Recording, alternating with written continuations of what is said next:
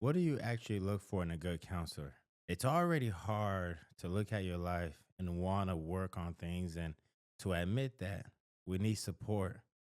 The last thing that I want you to do is to go find a counselor that's not helpful and potentially harmful. And so I wanted to create a video to help people find a good counselor because I've heard a lot of horror stories from my clients about finding a counselor that wasn't helpful, that was harmful. And I wanted to create a video to help people figure out, how do I find a good counselor? And if you are dealing with this question, this video is for you.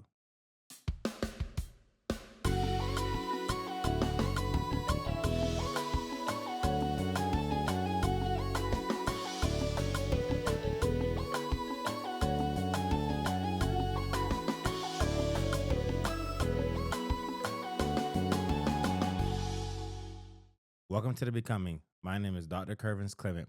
And on this podcast, I help people become the person that they've always wanted to be and struggle to become.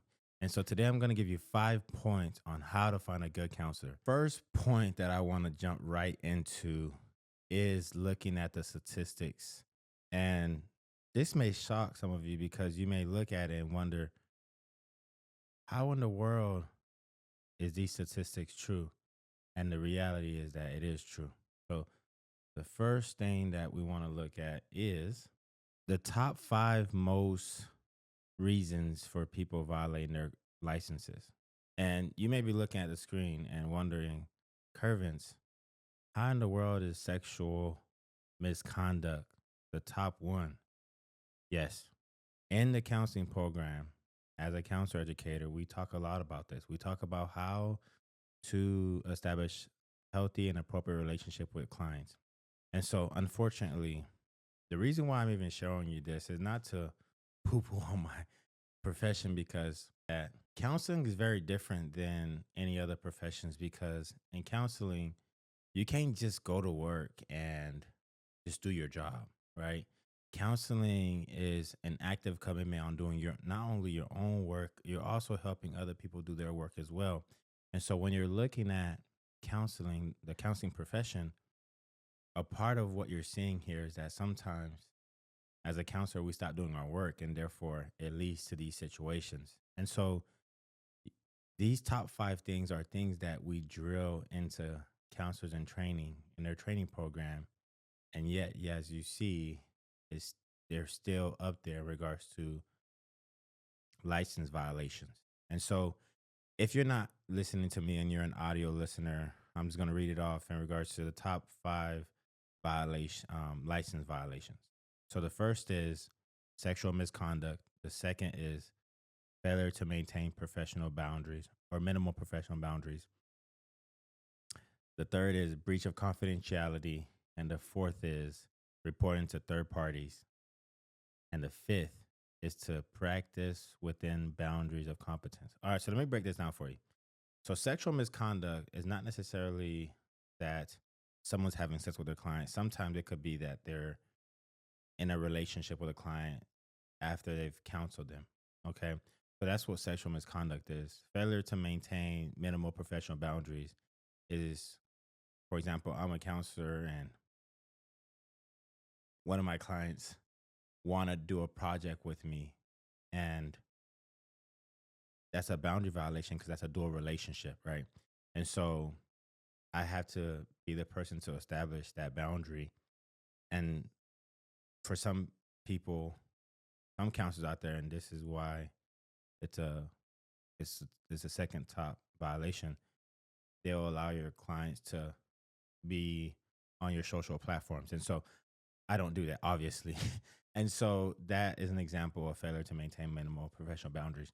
Breach of confidentiality is as clear as that, and that your business is your business unless somebody's at risk or vulnerable populations at risk. And so that goes into the third point in regards to if I have to make sure that you know that I'm a mandatory reporter and that in certain situations I have to report. And so some people unfortunately don't do that. And so that's the fourth point in regards to reporting to third parties. And just breach of confidentiality is that if, I'm talking about your business outside the room. And so that's a breach of confidentiality. And then fifth is failure to practice within boundaries of competence. And this is going to lead to the first point and about specialty. And so when you look at failure to practice within your competency, is that I don't work with people who struggle with, let's say, I don't work with people who struggle with phobia. Why? Because I don't have any training in working with individuals struggling with phobia. And so that violation would be me trying to work with somebody that I ain't got no business working with, right? And so I tell my client, my counselors that I do, that I teach is stay within your business, stay within your business, right? Because we can't help everybody, right? And I'll talk about specialty in a second, but we can't help everybody. That's why I specialize in certain areas, because I have a lot of extensive training in certain areas. And so I'm giving you all this information, and you may be wondering, why is this relevant, Curvins? It's relevant because I need you to know that counselors are human, and a part of you find the right counselor is making sure that the person is ethical, right? And so as you have conversations, you will notice if the individual is not operating within ethical boundaries. And so that's the reason why I'm sharing this information with you. Again, it's not to dog my profession, it's to just bring the reality that counselors are human, and we have to be very intentional with making sure that the person is what a person can work and do what you're needing them to do. Okay. I'm forgetting what that is, but you know what I mean. All right. So moving on to the next point. So let's jump right back to it. The first point is looking for the right specialty. And the reason why this is very important is because for you have to figure out, where am I? Whenever you want to go somewhere, one of the main things that you got to do is find your location. Okay. And a part of finding your location is asking yourself, what are the things that I'm struggling with? And here's my task for you, if you're in this point, is for you to ask your top 3 friends, hey, I'm trying to grow and get better. And I want to go find a counselor. And so one of the things that I'm trying to do is figure out what counselor I need. And so if you had to tell me the 3 areas that you would recommend me grow in, what would those 3 things be? Okay. And so I want to take it back to my millennials, going back to MySpace, right? MySpace, your top 3 friends, the people that should know you the most. Ask those people that, right? And if you don't know about MySpace, mind your business, okay? But if you if you do, then yeah, just think about it from that perspective. What are the top 3 people in my life that know me? Okay. And then ask them, what are the areas? And I want to be, and keep it real, friend. Keep it real. Tell me the 3 areas that you would recommend for me to work on. And after you ask those people that, then I would look through that list. And through that list, I would begin finding a counselor from that list. Okay. And so if you are listening to me and you're like, well, I don't have any friends, then, friend, my invitation for you is that your issue is trust. I struggle to trust people. And so my invitation for you is to write that down as one of the areas that I want to work on, is that I struggle to trust people. And so if you don't have any friends, that's where I would start off, if you can't find anybody that would be able to help you along this journey. So the reason why it's important to figure out where you are, going back to the original point that I was talking about in regards to if trusting people is one of the things that you want to work on, it's important because as we talk about specialties, you want to find somebody that specializes in the area that you need. Okay. So here's a graphic that I came up with, and I think could be very helpful for you to conceptualize what I mean by specialties, because, there's things out there about, okay, well, certifications or specialties don't matter. No, they actually do. So let's look at this graphic that I came up with in regards to medical surgeons. Okay. So you have neurosurgeons that can do surgery, right? And you have orthopedic surgeons who can do surgery. And then you have plastic surgeons who can do surgery. Within the surgeon community, there are different specialties. Okay. If you need an orthopedic surgeon and you are going to a neurosurgeon, they can't really help you in the way that you need, because for a neurosurgeon, they're working on your mind. For an orthopedic surgeon, they're working on your body. And for plastic surgery, they're helping you fix parts of your body that may have been impacted by an accident or different things like that. And so these specialties are important. And so let me try to connect this into counseling language. For example, I specialize in addiction, couples counseling, and sex therapy. Okay. Now, there are clients on my caseload that struggle with depression and anxiety and all those different things. And I specialize in these areas. Now, let's focus on addiction per se. I specialize in addiction. Within the addiction community, there are people who specialize with people struggling with drugs, with alcohol, and behavior addictions like food addiction, sex addiction, gambling, and all these different addiction issues, right?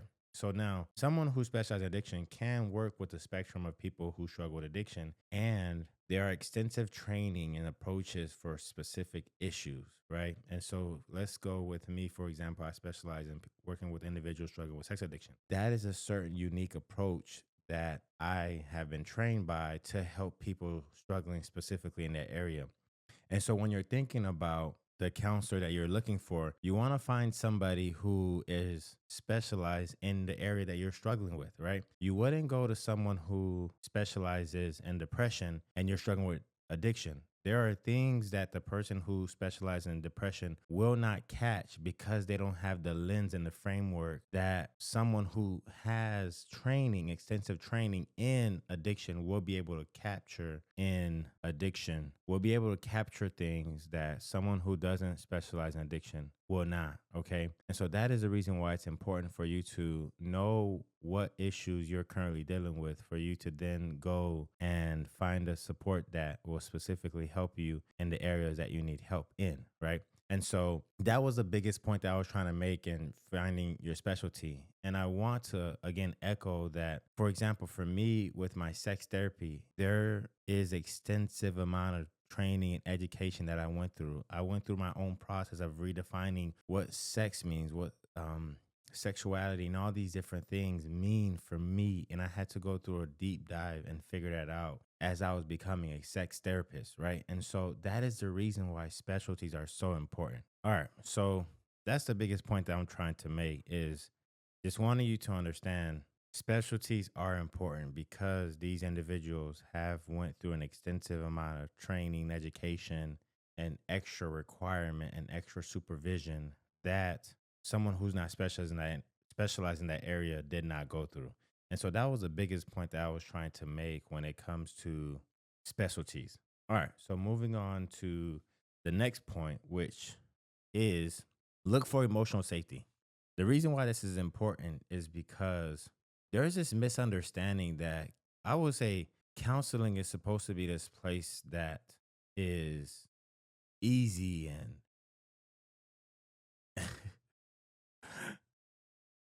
counseling is hard, y'all. It's not a joke, because you're having to look at yourself in ways that it's hard, right? Because you're having to ask yourself questions and reconcile experiences that for a long time in your life you've avoided and not want to look at. And so I wanted to create this point. I thought about this point because emotional safety and connection doesn't necessarily mean that it's easy. And I'll get to the next point in regards to looking at this in a more thorough perspective. But the biggest thing is that when you look at your counselor and you're reflecting on your experience, is there safety? Meaning that I can allow myself to be and come as I am in my most unhealthy state, right? That I don't gotta filter who I am because I'm here to look at the parts of me that needs to change, right? To become. And so safety and connection is very important, right? And so as you think about this, here's the thought that I want to leave you with. So here are the questions that I want you to reflect on when it comes to this section of emotional safety and connection. Do I feel respected here in this space? The second question, can I imagine telling this person the truth? Another question that you can reflect on. Do they listen or do they rush to label me? Right? One of the things that I'm very careful about as a counselor is the data will tell the truth, is what I tell my clients. The data will tell the truth. And here's what I mean by that. When we look at your story, the story will tell us what are the issues that you struggle with and what are the issues that we need to work on, right? And so I don't need to give you a label for you to for us to work on whatever issue you're going through. And so when you think about I don't I don't want to get down this rabbit hole in this particular video, but for me, when I look at particular addiction, my focus is on looking at what are the experiences that led us to developing this relationship with this particular addiction. Okay. Not so caught up in labeling you in regards to struggling with an addiction. More so, okay, what about my life and my experiences led me down this path where this thing has become my world and I can't go through life unless I go through it with this particular substance. And so, emotional safety and connection is, am I able to come into this space as I am and not feel like I have to pander to the particular person that I'm working with? And so that is the thought that I want to leave you with when it comes to figuring out, okay, do I feel emotionally safe and connected to this counselor to work through these issues with? And so I do trainings and presentations and I speak at different places. And I tell people this, give them 5 sessions.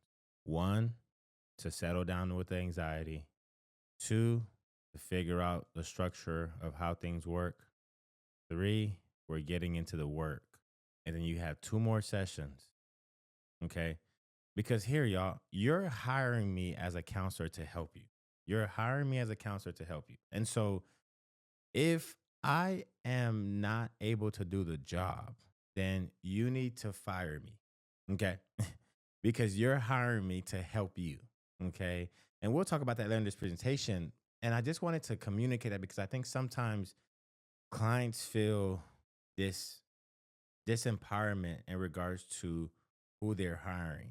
And the reality is that you are hiring me to help you. And if you don't feel safe and connected to me, then you have to let me go. Let me give you a recent example of what this looked like. So I had someone come in and they were a lot older than me. And we'll just leave it at that. They were a lot older than me. And so in my intake session with this particular individual, I started to realize that this particular individual was filling me out because the reality is that because of his age, his kids are probably close to the same age as I am, just keeping it real. And so after the session, and I make sure to reiterate what I'm talking to you about in my intake session regarding that, I want to give my clients the power to make an informed decision. And so and I told him during our intake session that after this session, I want you to reflect and make a decision. Do you want to continue working with me? And I want you to make that decision because I can't make it for you. And so later on that week, I got a wonderful email from him saying, hey, based off just all these different things, I decided that I wanted to go a different route. And this is what I told him in the email. I said, hey, thank you for making the decision that you felt you needed to um in regards to your healing journey. I'm so proud of you for making that decision. I hope nothing but the best for you. And if you have any question or if there's any way that I can help you, please let me know. I didn't take offense to that. And the reason why is because for me, that was a victory.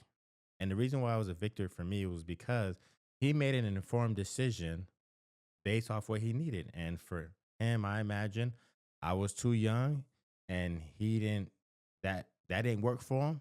And he wanted to find somebody that was probably older or close to his age. Respect, right? I ain't mad at you. And so I hope nothing but the best for you. And so I'm saying that and I'm sharing that story with you because it's okay if you decide to go a different route after 5 sessions. And again, we'll talk about that later in the presentation. And I just wanted for you to hear that because sometimes when we go into sessions and we've already started, we're 5 sessions deep, we might find ourselves feeling like, oh, well, I don't want to go anywhere. I don't want to have to share my story again. And the reality is that your healing is more important than the counselor's feelings. Let me say that one more time. Your healing is more important than your counselor's feelings. Okay.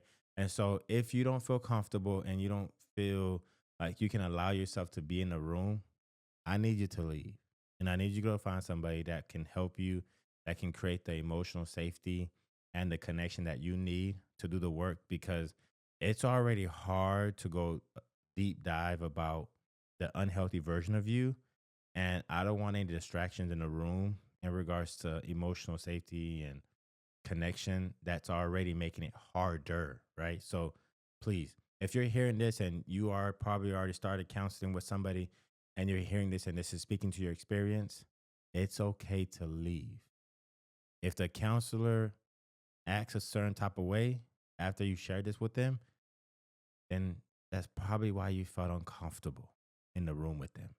And so, respectfully, we can leave. Okay. So, all right. So let's move on to point three of this video. All right. Okay. So going back to what I was talking about earlier, because sometimes I feel like people think that counseling is supposed to be this experience. And so I created this graphic, especially for all my um, video listeners, is care. And what I mean by care, I mean me helping you doesn't equal agreement. There will be times in our sessions where I will disagree with the decision that you made. All right. Care also does not equal comfortability. If you are in a counseling room and you feel comfortable all the time, that's not a good counselor for you. Because in counseling, we're rubbing against that part of you that is unhealthy and that makes people feel uncomfortable. So that's why I want to go back to the point of this like emotional safety and connection does not mean you're supposed to feel comfortable because let's just look at the gym. Let's just look at the gym.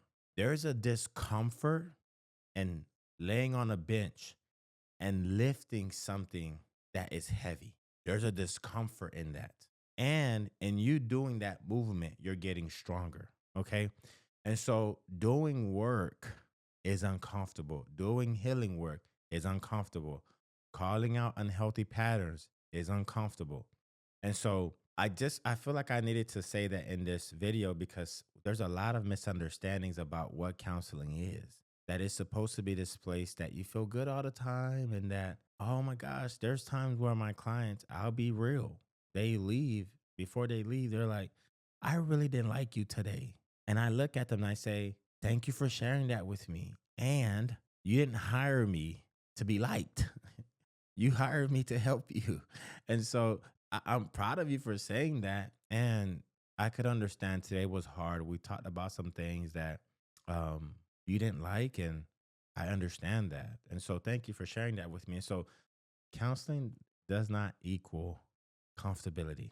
And the last and not least, counseling or care does not equal easy. Counseling is hard, y'all. And so having a counselor, having a good counselor, we're going to be in situations where we're going to talk about things that you really don't like. All right.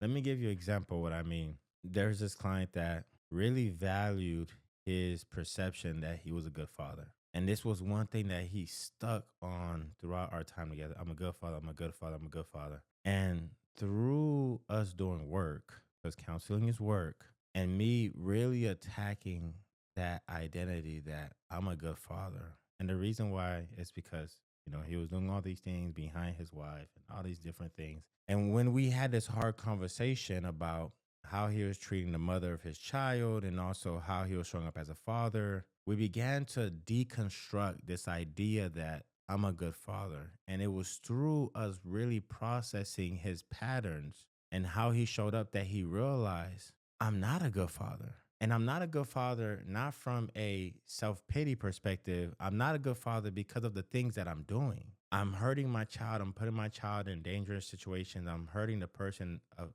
the mother of my child. I'm doing all these different things. So I'm not a really good father like I thought I was.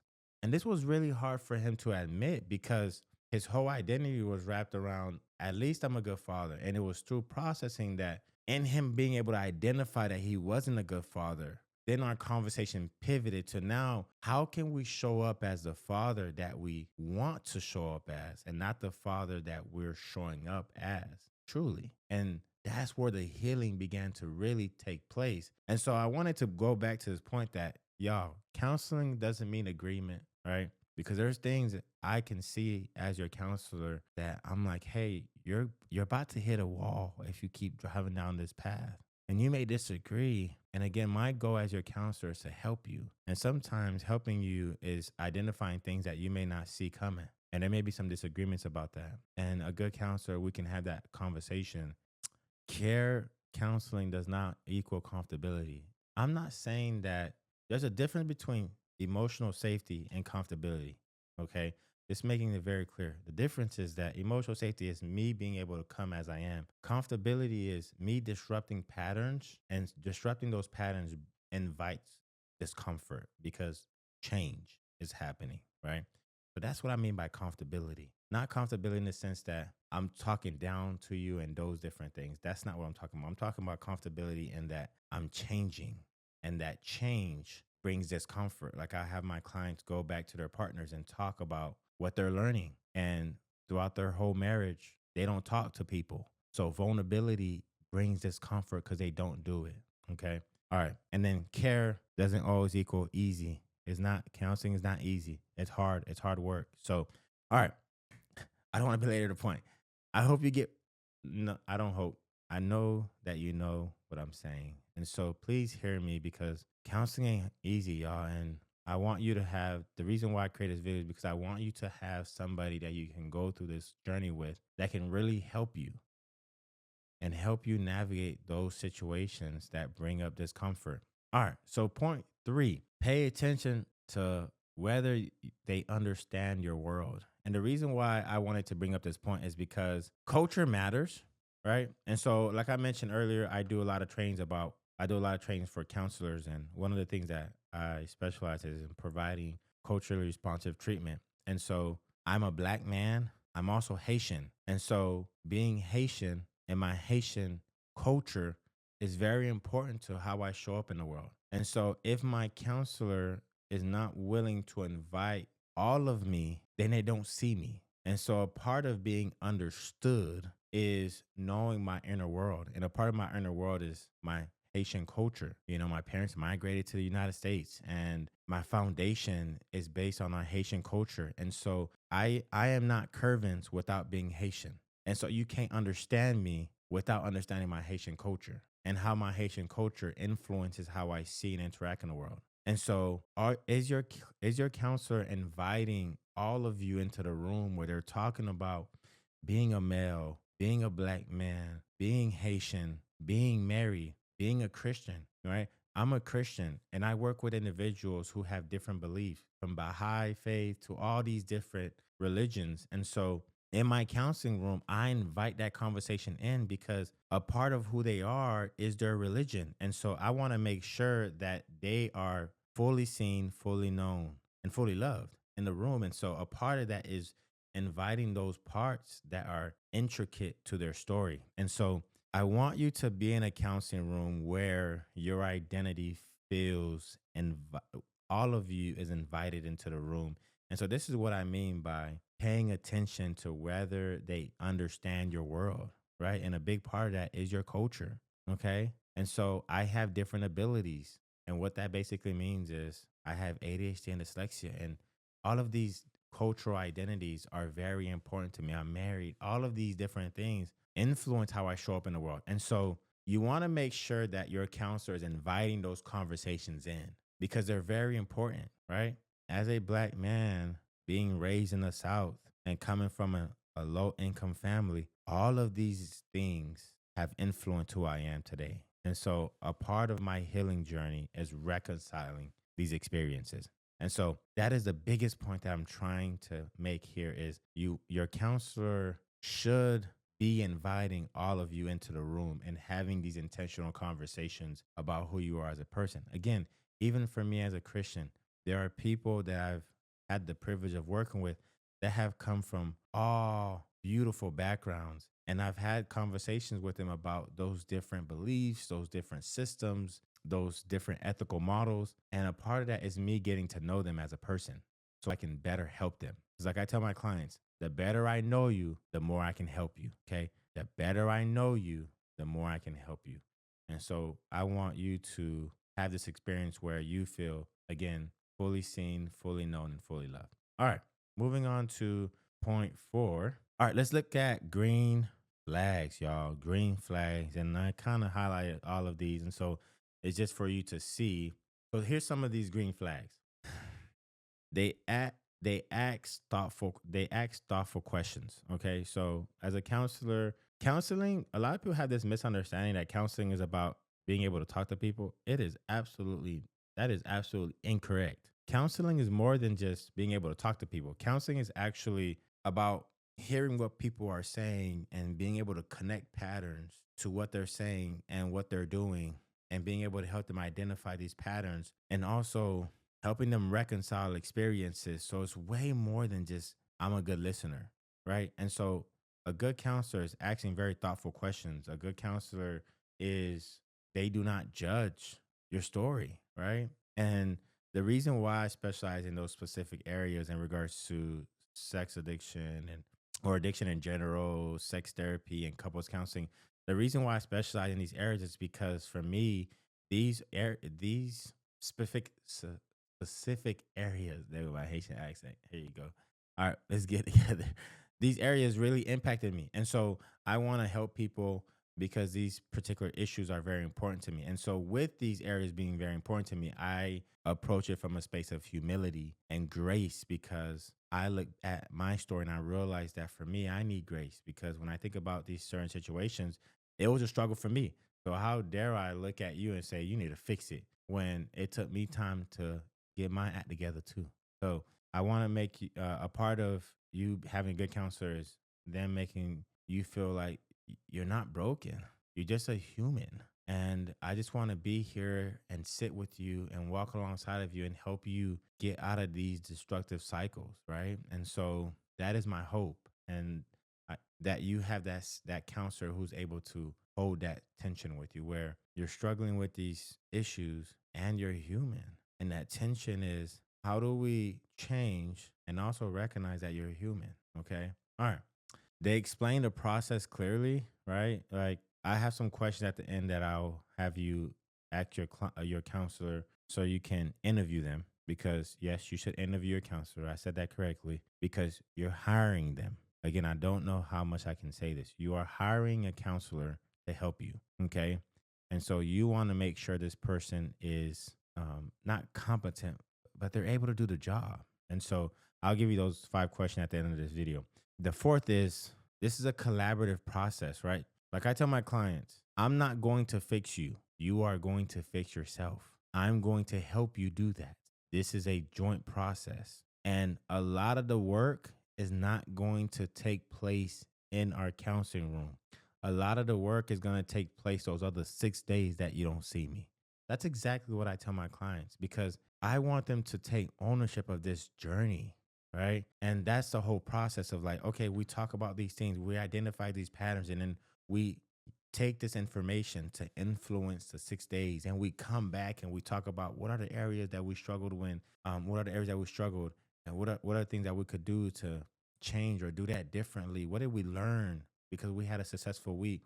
We're continuously evaluating and adapting, evaluating, adapting, evaluating and adapting. And so you want a counselor who is inviting this collaborative approach. And collaborative just means that we're in this together. That's basically what that word means. And so you want to have a counselor who's inviting that level of that energy into the room. You don't want a counselor who's like, oh, I know everything and you're supposed to follow what I'm supposed to do. And I'm here, I'm the expert, and you're the broken one, and you need it. And I'm gonna tell you how to fix yourself. If you feel that type of energy, I need you to leave. Exit door to the right. Okay. Because I don't want you to be in a situation where you're looking down upon. I want you to be in a situation where it's us together and we're going to figure this out. All right. Recently, I had a client that made a big step and it was a very hard step for him. And I had texted him, I said, hey, I want you to know no matter how long this journey takes, I want you to know that I'm not going to give up and I'm going to be right here with you. You're not alone. And the reason why I texted him that was because he took a very vulnerable step. And I was extremely proud of him for that. And I just wanted him to know that despite how hard that was, you are not alone. And I'm proud of you for taking that big and vulnerable step. All right. So I want you to have a counselor that approaches counseling from a collaborative, we're in this together approach. Fifth, they can challenge you without shaming you. This is very important. Okay. Like I mentioned earlier about the client that thought he was a good father. I didn't shame him and I didn't agree with him. And my job was to help him. Okay. And so, with that being said, we had to have a hard conversation about how does he define as a good father and deconstruct that because he was not being a good father. And so, a part of the job that you are hiring me for is to keep you accountable. And so, a part of keeping you accountable is talking about things that you are not thinking about and don't want to talk about. So, I'm going to challenge you as a counselor, and your counselor is going to challenge you. And the biggest thing is that you don't, it's not from a what are you doing perspective, and more so from, hey, one of the things that we talked about is wanting to show up as a person of integrity. And when I think about these behaviors that we talked about this past week that you did, that's not the person that you're saying that you're wanting to be. Let's talk about that, right? Because there's an incongruency there, or basically, incongruency is you're showing up as a person that saying you're showing up differently than what you're saying. Okay. And then the last six is they help you feel both supported and accountable, right? Again, my job is to help you. And a part of helping you is keeping you accountable. And a part of keeping you accountable is talking about hard things that you don't want to talk about. Okay. And sometimes those hard things is talking about things that you want to avoid, right? And so, very good. Okay. Now, moving on to step point five. Point five is talking about red flags. So, the opposite of green flags is a red flag. And so if they're not listening to you, they're making you feel dismissed and confused, right? So you constantly leave the session feeling confused or dismissed, red flag. Second point, if they talk over you, right? There's times, where I will start talking and my clients will start talking. I'm like, okay, I want you to talk. And the reason why I want my clients to talk is because that's data for me. I don't need to be listened to, right? And that's because I've done my work. Okay. And so I want my clients to talk more than me because I want to be able to collect my data. So when I'm pointing things out, I'll have things to be able to help them understand what I'm seeing. Right. And so if someone is just, I know how to fix you, you just listen to me and you'll follow what I do and you will be all right. Like if that is their perspective, then again, that's a red flag, right? That's someone that thinks that they know it all and will not provide a space that will help you get the thing that you want. Okay. So that's the biggest thing is them not talking over you. They make assumptions very quickly. Okay. So for me, I have this approach, like I've been mentioning, the data tells the truth, right? The data tells the truth. And so for me, your experiences, your patterns will speak louder than my words. And for me, I'm going to bring attention to your behaviors and your patterns. And so, as a counselor, I don't need to make assumptions because the information is being provided to me by you. Okay. So, you want to have a counselor who's not making assumptions. Also, they push advice without understanding the whole picture. Okay. That's why the data is important. Okay. And so the data is very informative. And you want to have a counselor who's able to be able to give you context. And here's what I mean by that is that if a counselor is telling you something, for example, if they're telling you that, hey, you struggle with anxiety, here's what I need you to do. Why are you diagnosing me with anxiety? And you listen because I need them to be able to explain to you why they are diagnosing you with anxiety, right? If they're diagnosing you with depression, I want them to be able to explain why they're diagnosing you with depression. Okay. And so, with that, having a full understanding of who you are, they will be able to clearly communicate that to you. Okay. So, and the same thing that I want you to see is that going back to if they're shaming you or your emotions, like they're just really coming at you and they don't really create space for you to just be and process or becoming, again, that's a red flag. And they ignore all your concerns about fit. Okay. Like I told you about that client. I can feel that he was filling me out. Again, it was a first intake session. So I always, that's always a thing. Right. And so that's why I wanted to reiterate like, hey, you are hiring me to help you. And it's okay if you leave here and you decide that you want to try somebody else. It is completely okay. And he made that decision. And so I want my clients to make sure that they make the informed decision. And so a part of that is me encourage them to do that. Okay. And so when my clients do something, I want them to do it because of what we're talking about. And so that's the piece that I'm really trying to get you to hear here. To hear here. All right. That was a tricky one. Okay. So the last thing that I want you to hear is this journey of healing is for you. Okay. And I want to make sure that you are in a space where you feel welcomed and supported. And a part of that is you don't have to stay. Here's a story that I think will really echo this point. So I was teaching at the university that I recently graduated from. And in my doctoral program, I had the opportunity to teach undergrad students. And there was a student that was with a counselor. And she didn't feel like she was making the progress that she wanted. She'd been seeing this counselor for a year and a half. And so she had asked me after class, like, hey, do I have any recommendations for a counselor? And I had shared a friend of mine's colleague um, of the of like, hey, this person may be a good fit for you. And so I invited her to reach out to this particular counselor. And this is without me inviting her to give any feedback. One day we're having conversation in class, and she was like, "I've been working with this individual for the last 2 months, and I've learned more about myself and grew more within the last 2 months than I've grown the last year and a half of working with this other counselor. I need you to hear me when I say that." In her own voice and in her own will, I didn't invite none of that. She was talking to another student because we were talking about having a good counselor. And she, out of her own will, her own thought, her own willingness, said this in class that I have this new counselor that I've been working with over the last 2 months. And I've grown more than I've grown with this counselor that I had for a year and a half. This is important for you to hear. And the reason why is because having a good counselor matters. Because there are counselors out there, y'all. I want you to hear this. There are counselors out there who are more committed to you liking them than you growing. I know it's a very scary thought to think about, and I just want you to hear me say that because it's the truth. There are counselors out there who care more about you liking them than you growing. And so, what I call them co-signers, right? Co-signer counselors, because they're more committed to the agreement of you than they are challenging you. Like I've said earlier in this podcast, there's clients that I've had who've said, I don't like you. I can hold that. And you didn't pay me for you to like me. You paid me to help you. And the reason why they say that, and I get it, we're talking about your addiction. We're talking about you manipulating. We're talking about you gaslighting. We're talking about your trauma. We're talking about all of these different things that are extremely uncomfortable, things that you've avoided your whole life. And I'm bringing that to the surface. I'm okay with you not liking me. The one thing that none of my clients will never say is that Curvins was not committed to their well being. None of my clients will ever say that I was not. And that doesn't mean that I'm not going to call you out on your BS, because I'm going to call you on your BS because I care more about your well being.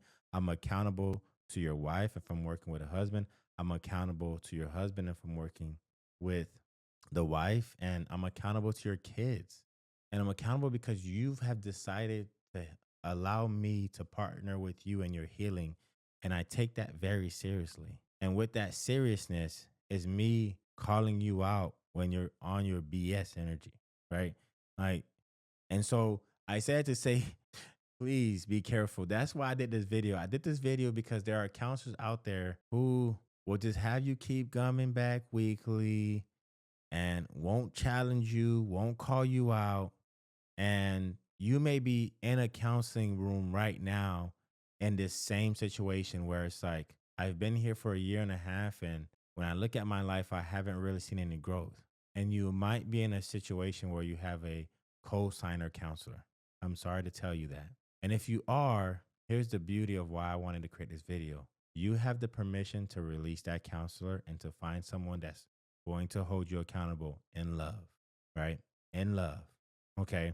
And so here are the questions that I promise you that I will give you to interview your counselor. Okay. So here's the first question. The first question is, what experience do you have working with clients with concerns like mine? What experience do you have working with concerns like mine? Okay. Very good question, because again, you want them to be able to articulate that they're able to help you with the areas that you are struggling with. Okay. Again, going back to specialty. What is your approach to counseling and what can I expect in sessions? Again, I want your counselor to be able to explain how they approach things. What frameworks do they work from, right? For me, I give a lot of psychoeducation during my intake sessions regarding my trainings, what I've got my trainings from. I'm a Gottman counselor. I've gotten trainings in Gottman. I specialize in addiction. I work from CBT, cognitive behavioral therapy, and I give education about what that means. And I invite my clients to go do their research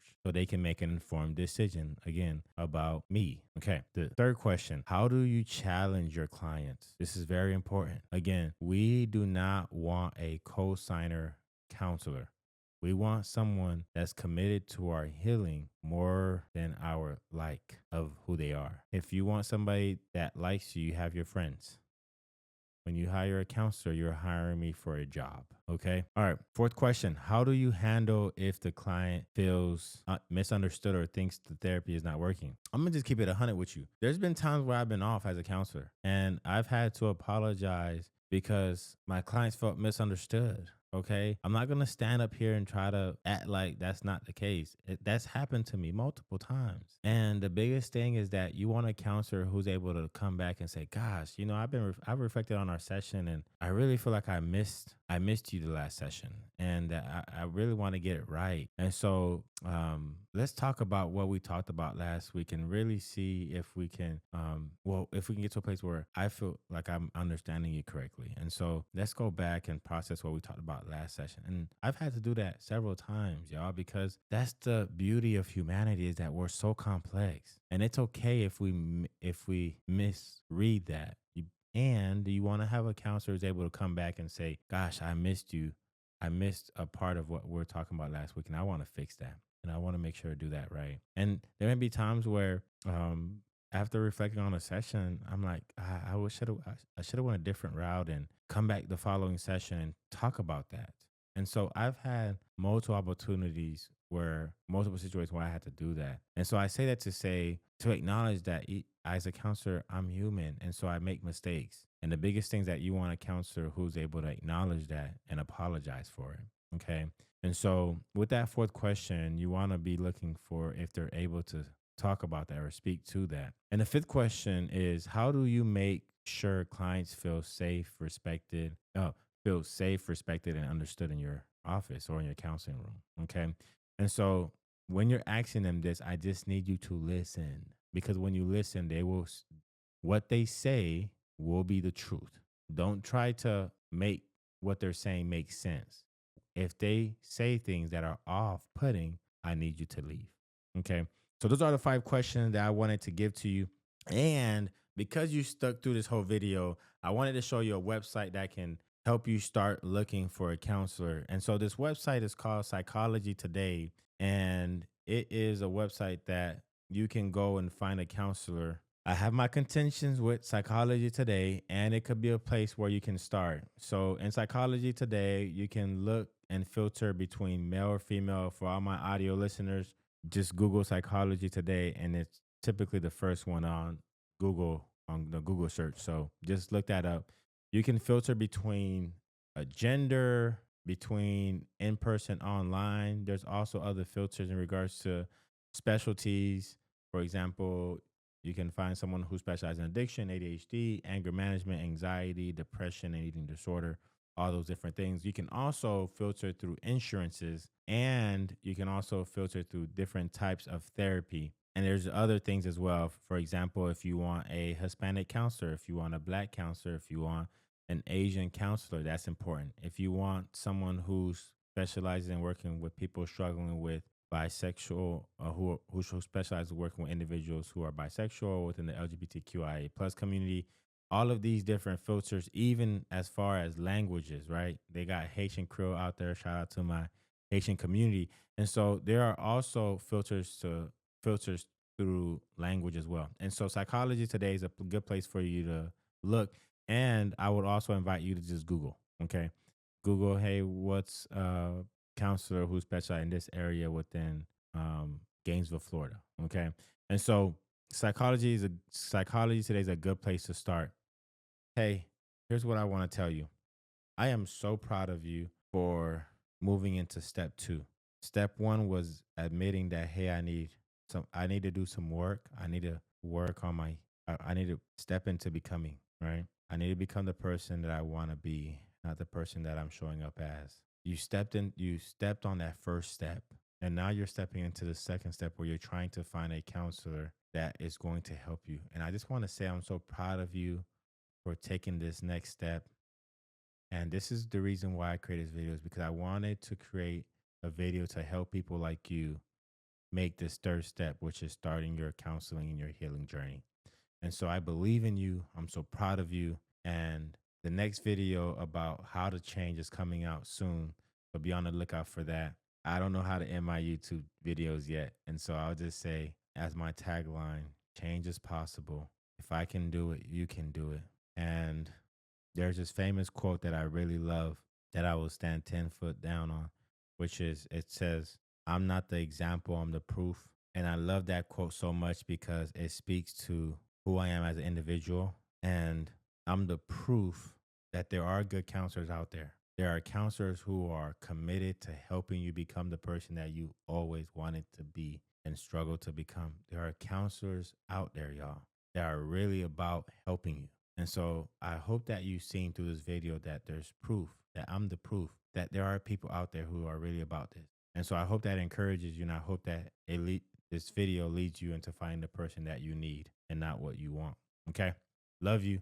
Please take care. All right. See you in the next video. And hit the like button for this work that I did for this video. Hit the like button and share with a friend that is probably looking for a video about how to find the right counselor.